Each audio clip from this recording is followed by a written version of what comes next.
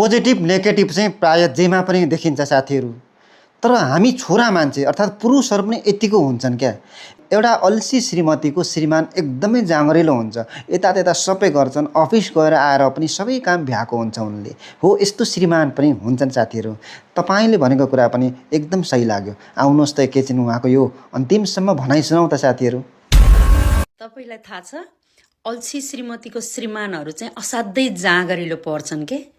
यता त्यता घरको किचनको भित्र बाहिर सबै कामहरू गर्ने, बुढीलाई केही पनि काम गर्न नलाउने के। बाहिर अफिस गएर आएपछि पनि घरमा मजाले बुढीलाई बस्न लाउने अनि आफू सबै कामहरू गर्ने हुन्छन् के। अनि त्यस्ताका बुढीहरू चाहिँ एकदम नौटङ्की के, यता दुखो उता दुखो भएभरका भित्र बाहिरका कुरा काट्ने, कुरा लाउने बुढालाई, अनि कुरा बनावटी कुराहरू बनाउने, यता त्यता गर्ने नौटङ्की हुन्छन् है। अनि फेरि जाँग्रिलो श्रीमतीको श्रीमान चाहिँ महा अल्छी हुन्छन्।